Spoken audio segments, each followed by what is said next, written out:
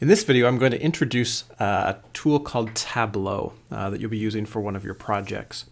So the first thing you'll need to do is you'll need to download the data file for Tableau. So I've grabbed that from SecCT. This is the one we'll be using this semester, green box SP17, that's for spring 17 semester. Save it somewhere on your computer that you know where to access it. Now, once you fire up Tableau, Tableau is installed in the AIRC 1016 lab. It is also installed in Mendocino Hall, the lab that we'll be using there. And I've also, in the instructions for the project, I've given you keys so that you can download and install this program, whether you have Windows or whether you're on a Mac. There are versions for both from Tableau's website, and you'll need the license key that's for our class that will be work for this semester. So if you want to work on it on your own computer, that's fine. Now, once you fire up Tableau, you have some options here. This is the kind of the dashboard that you get when you start up, and we can connect to a data file, which is what we're going to be doing in this project, or connect to a server, which is very common for those who are doing corporate analytics and visualizations. So we can connect to an Excel file, to a text file, to an Access database, to some statistical files, and a whole bunch of other files if we selected this more. In this case, I've already prepared an Excel file, so let's connect to Excel. It will ask us where this is at. I've put it in this folder here, and Tableau will take a second to connect to the data. And we'll pop up this view and give us kind of a preview of what the data is that's in there. And I want to explore this really quickly. So this data set's all about some data that comes from Greenbox. Now, Greenbox, if you're reading the project instructions, is a kiosk, movie rental business, kind of a competitor to Redbox. And so they rent movies for nights at a time and Blu-rays out of their kiosks. And so this data has some information on things like the title of the movie, the year that the movie was released. Now, notice that's not the same as the year that it was rented. That's the year that it was released. The studio that created that particular movie, the format of that movie comes in either Blu-ray or DVD. We can scroll down and see some of these other values. So other movies, other release years, different studios, different formats. The formats are either DVD or Blu-ray. The price for a particular rental per day. So Blu-rays in this database are $2 per day and DVDs are $1. And then we have some dates. We'll have the return date and the rental date. We can calculate the difference between those, although that's already been done for you if you were to scroll over to the side on how many days rented we have. So that's just the difference between those two dates. We have the credit card type, so American Express, MasterCard, Visa, Discover. I think those are the only options in this data set. A customer ID. The customer's first rental date. So this tells us when the customer, when the individual first became a customer in our database. We'll need that for one of our questions. The individual's gender. In this data set, the options are male and female. There are not any other options in this particular data set. The latitude and longitude for the location of the kiosk. The genre of the movie, so you'll notice we have action, documentary, comedy, there's others in here, adventure, drama, crime. So there's a number of different genres for the movie. And then, like I mentioned, we have the days rented and we have the revenue for that. So the days rented is the number of days that the movie was rented, and the revenue is the price per day times the number of days rented. Then towards the end here, if we scroll over, we have the customer's zip code, which might not be the same as the zip code of where the kiosk is at. We have the rating that was given to that particular movie. We have the city where the customer is from, the county where they're from, and the state where they're from. These are all geographic information. One thing I want you to notice here is that Tableau has already kind of guessed, based off of the data, what type of data is in each of the columns.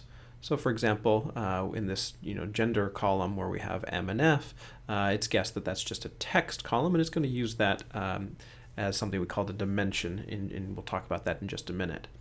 Some of these things, like latitude and longitude, it's guessed based off of the field name and the data that's in there, that these are geographic. They have a geographic role, and that's really useful for certain types of charts. We'll see that also soon.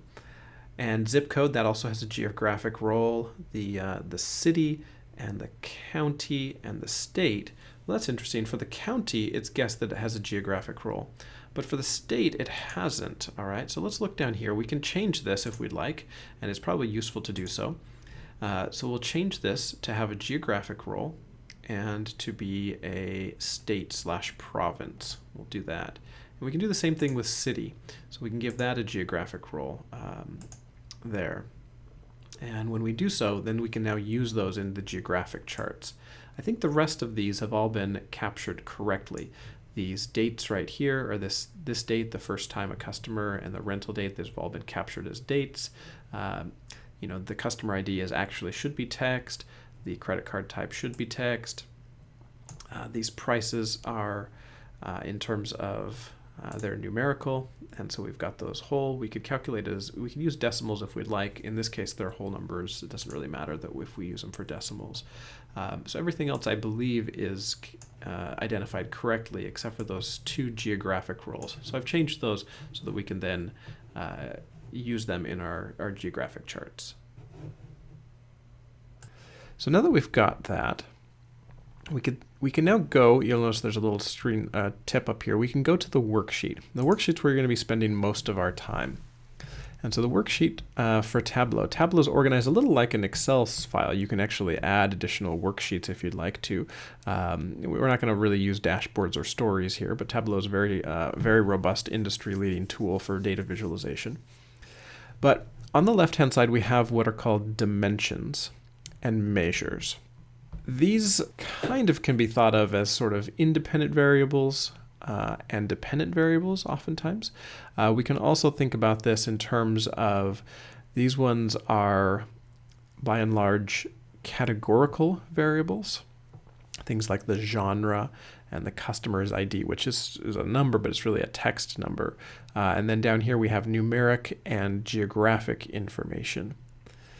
Up here we also have some dates. And so for our visualizations, if you look over here on the right-hand side, and we can turn this box off if you'd like, but I kind of like to see the different options available to me. You can hover over the different charts and say, okay, well, here's a pie chart.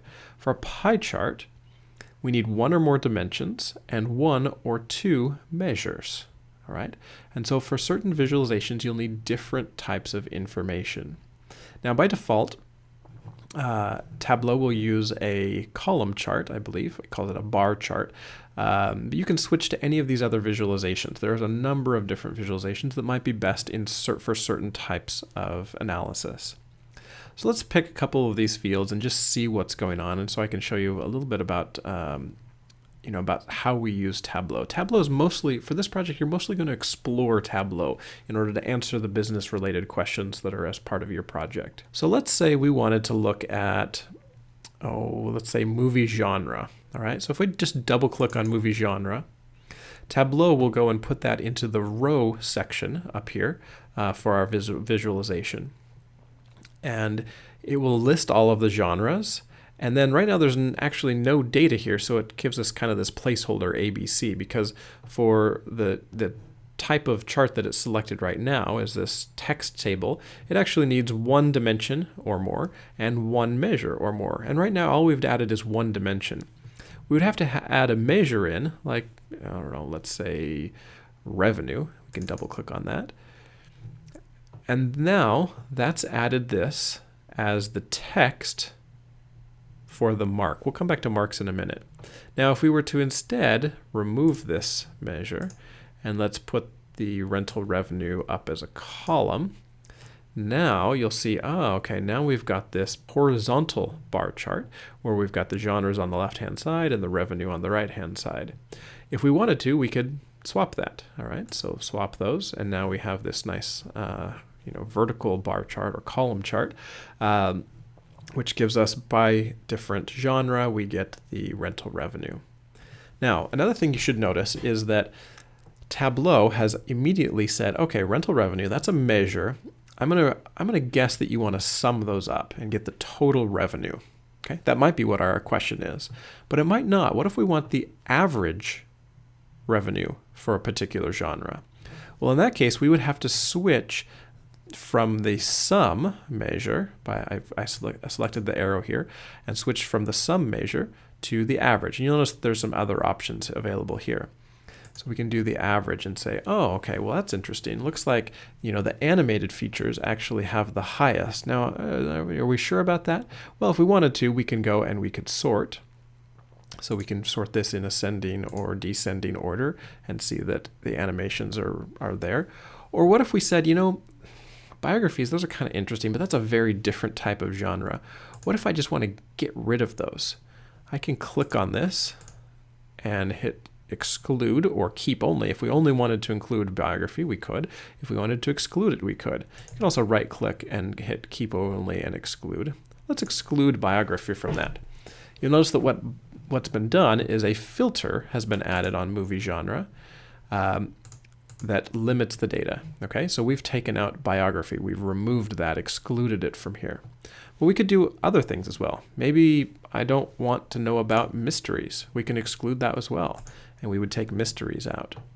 Or if we needed to do a wildcard, what if we wanted just genres that started with the letter A? We could type in A, select starts with, and apply, and now we only include the genres that start with A. So you'll need to use some wildcards in one of your problems here. Let's just clear that filter for now. If we wanted to add a filter, and we will add it again on genre. Oops.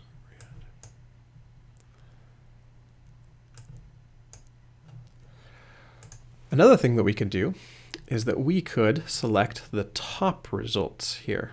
All right, so we could select by the top 10, the top 5, by a particular field. Why don't we select the top 3 by average rental revenue? That's the dependent variable.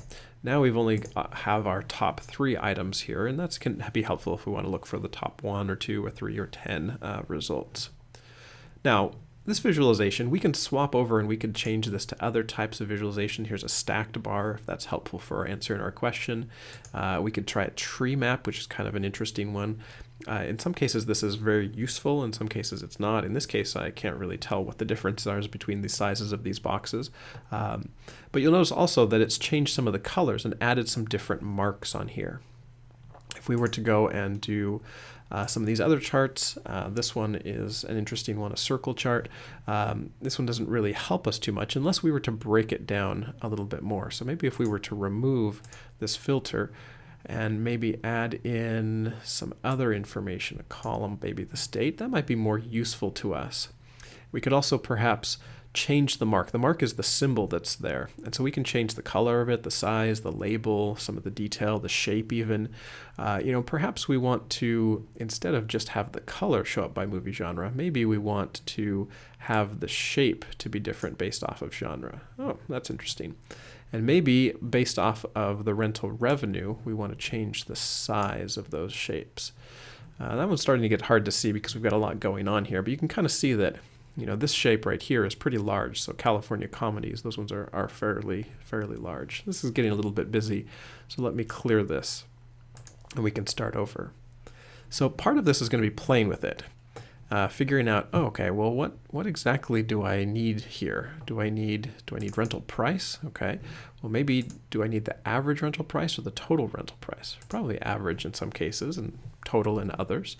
What if we want to look at things by gender? Okay, so do males or females rent at a higher average transaction price? It looks like males in this data set are slightly, but probably not statistically different than females.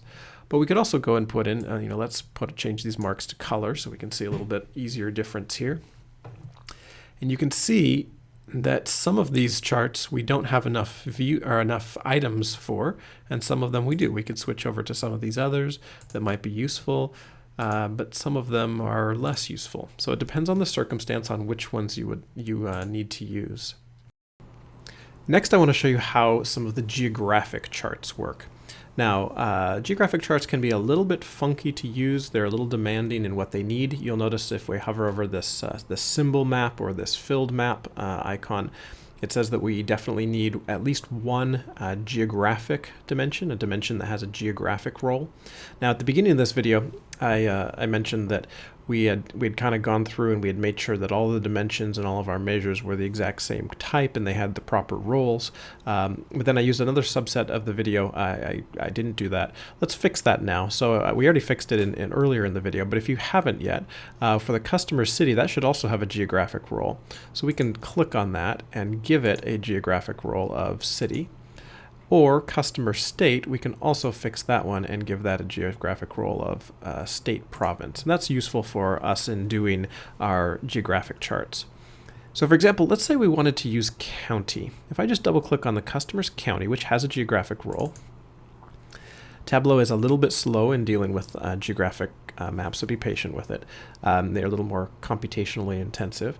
We can see immediately some of the different options. Let me zoom out for a second. Here are the different counties that are represented in the database. They don't have any particular size or color associated with these. They're just the raw data. So you'll notice that there are 5 counties that are in the database because, in the database we actually have 5 kiosks on 5 different college campuses. So we have obviously the Sac State one, we have one at Stanford, we have one at the University of Arizona, one at BYU, and one at the University of Michigan. And here's the different counties. Michigan is Washtenaw County, Utah County, Pima County, Santa Clara County, and of course Sacramento County. Now, we can play with this in order to give us the information that we need. For example, what if we wanted to look at the overall rental revenue? So if we were to double click on this, you'll notice that Tableau has kind of added this sum of rental revenue to the size mark. And so, the Sacramento mark becomes larger than the other marks. If we were to use rental revenue, maybe we'd also change the color up. You can kind of see that, oh, okay, well, Sacramento is a darker shade of, in this case, blue than some of these others, and that might be useful. We could also switch this over to a filled map. So you can see in this chart that we have the different counties, and it's Tableau's correctly kind of outlined these counties. Pima County is obviously a very large county. Let's say we wanted instead to look at the state. Now, because we have gone and changed the customer state in order to be a geographic role, then we can add that in, and we can remove customer county. And now we can see these values by the entire state, which kind of gives us an interesting view. Obviously, California, especially with its 2 locations in Sacramento and over in Palo Alto, is obviously the highest, but we can kind of see this. And it's a useful chart, especially if we were to look at certain types of data. For example, there's a lot of these types of data for election results by county and things like that are useful visualizations. Well, that's pretty much what I wanted to show you. Most of this project is going to be exploring. If things aren't working out for you, try a different type of visualization. Some of the same information can be shown, very differently. So we just use these, filled chloropleth charts. We can use these tree maps. We can view them in bar charts and in column charts. I can even view some of the same information in pie charts, although that's a little bit tricky. We can view these circle charts. Packed bubble charts give us kind of some interesting information. We can see box and whisker plots. That one's not very useful for this type. But there's all sorts of different visualizations that are available for different data sets. Now, you'll notice that some of them require more fields or different types of fields and measures, dimensions and measures than others.